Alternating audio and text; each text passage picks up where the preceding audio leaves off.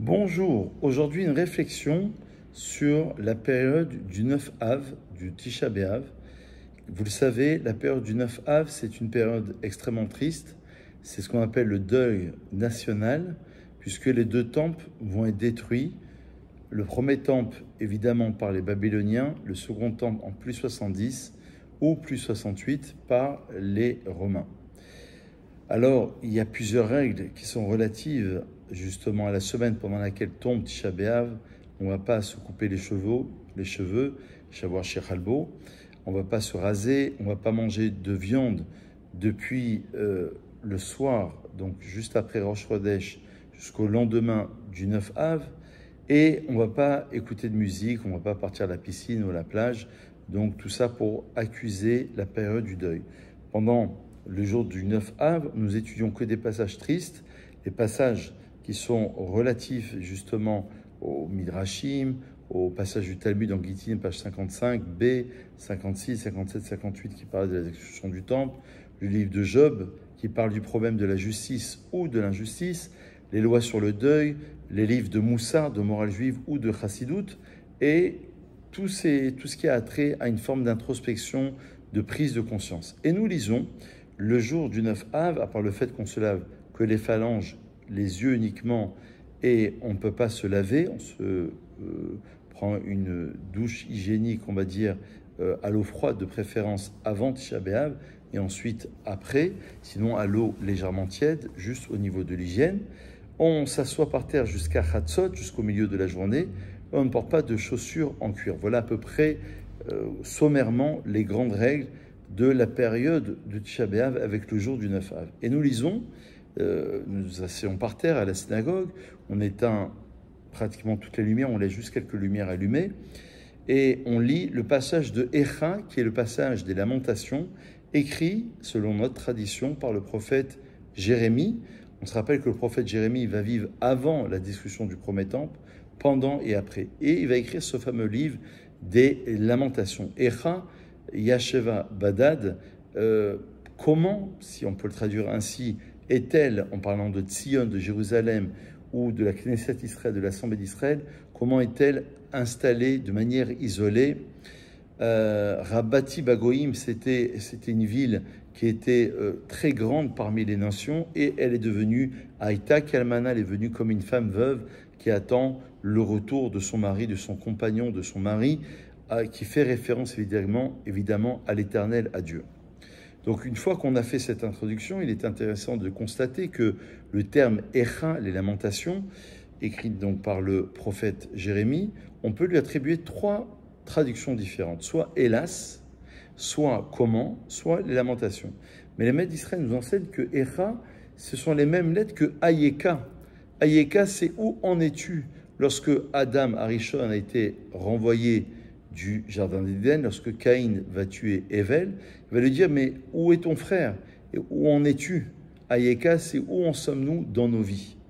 C'est les mêmes lettres que le terme Echa. Ou alors, nos maîtres d'Israël nous enseignent que dans Echa, il y a Aye, Kafhe, où sont passés les 25. Kafhe, ça forme 25 en valeur numérique, et ça fait allusion éventuellement au schéma Israël, à la profession de foi. Écoute Israël, Dieu est notre Dieu, Dieu est un, c'est l'unicité et la fusion entre Dieu et les enfants d'Israël. Et donc quelque part on a perdu cette fusion lorsqu'on a perdu le temple, on a perdu le point de ralliement entre Dieu et les enfants d'Israël. Le Talmud dans Brachot nous enseigne que Kol Adam sheyesh bo da'at ke'elu nivne bet hamikdash beyamav. Tout homme qui a le da'at ça peut être en même temps le savoir, l'érudition, la connaissance, et je vais le traduire comme étant le discernement. Tout homme qui a le discernement, ça veut dire la faculté, comme lorsqu'on fait la Havdalah, la séparation du Shabbat avec la semaine, le samedi soir, dans la prière du soir, nous l'intercalons, la Havdalah, la prière de séparation, dans la prière de Ata Honen, le Adam Da'at. Toi Dieu, tu gratifies l'homme du Da'at, du discernement, de savoir discerner le jour de la nuit, le Shabbat de la semaine, Israël des nations, le bien du mal. Sans parler, évidemment, sans faire allusion à Israël et les nations, mais ça vient une forme de distinction, de séparation ou de discernement.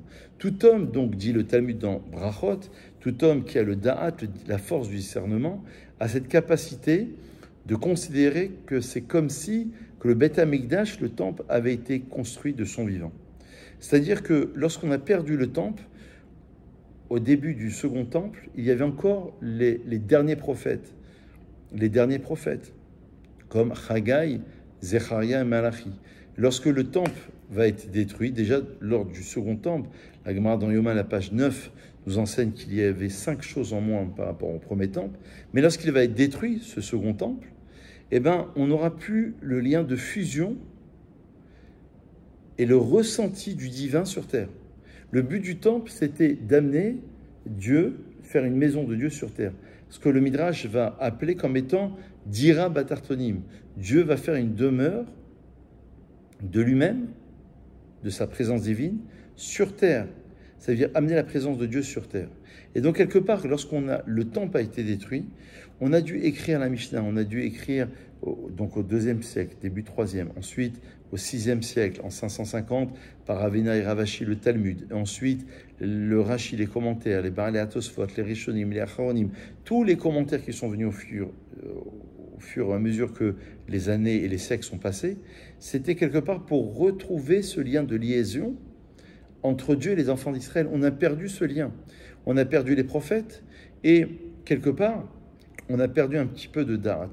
Et c'est vrai que c'est un sujet de société de savoir, finalement, lorsque l'individu va penser les grands sujets de société, comme par exemple l'euthanasie, comme par exemple le mariage de telle ou telle personne, est-il permis, autorisé, conseillé ou déconseillé, bon, on a un petit peu perdu. Et c'est la raison pour laquelle on a encore des grands sages en Israël qui vont écrire les grands livres de halakha, de loi juive, pour essayer de nous montrer le chemin.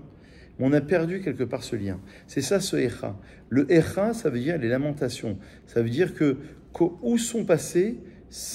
où est passée cette fusion qu'on avait lorsqu'il y avait le temple entre Dieu et les enfants d'Israël. On a perdu ce lien intrinsèque. Le Midrash, dans l'écoute Shimoni, nous enseigne qu'il y a 3 Echa qui ont été prononcés par 3 grands maîtres d'Israël. Dans la paracha de Devarim qui précède généralement toujours le jeûne du 9 Av, il y a là-bas la plainte de Moïse. Echa, Essa levadi tochachem umasachem verifchem.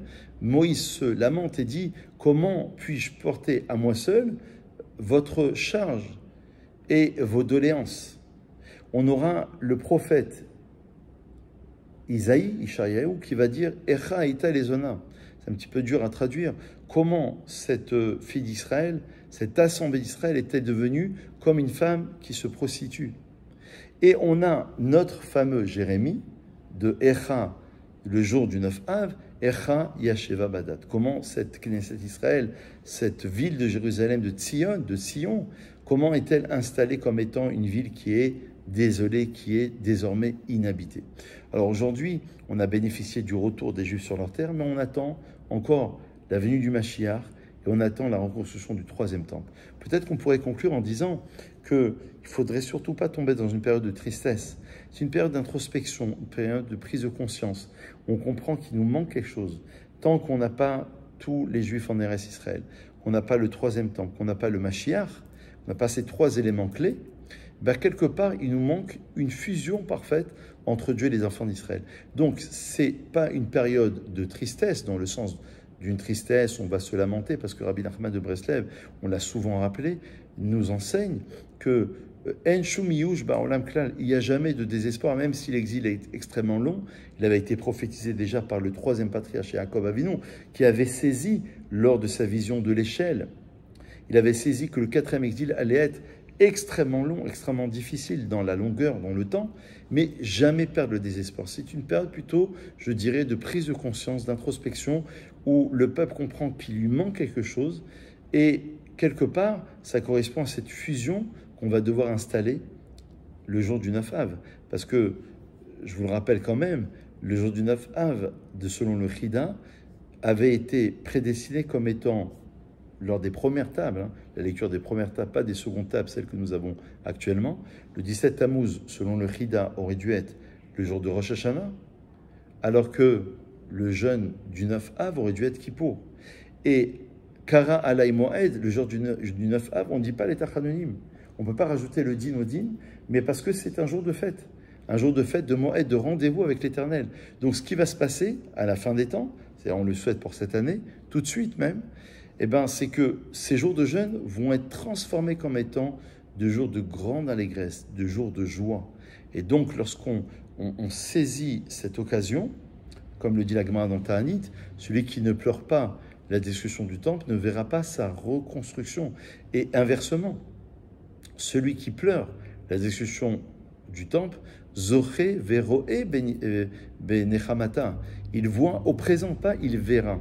Il aura le mérite de voir au présent déjà sa reconstruction. C'est-à-dire qu'il est déjà celui qui pleure, ça veut dire que pas dans la tristesse, dans une introspection, ça veut dire qu'il comprend qu'il manque quelque chose, eh ben, il est déjà dans un processus de reconstruction.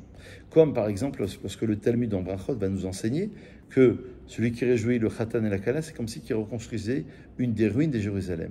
Eh ben, c'est l'objectif que l'on doit atteindre justement, une forme de reconstruction déjà personnelle dans notre identité, dans notre intériorité, dans nos couples, puisque le Al-Sheikh HaKadosh au XVIe siècle enseignait que quelque part, construire son couple, son foyer, mezouza, dire un mot de Torah avec une bibliothèque, ouvrir un livre avec sa femme, étudier, échanger quelques mots de Torah, c'est déjà reconstruire le temple qu'il y a à l'intérieur du foyer.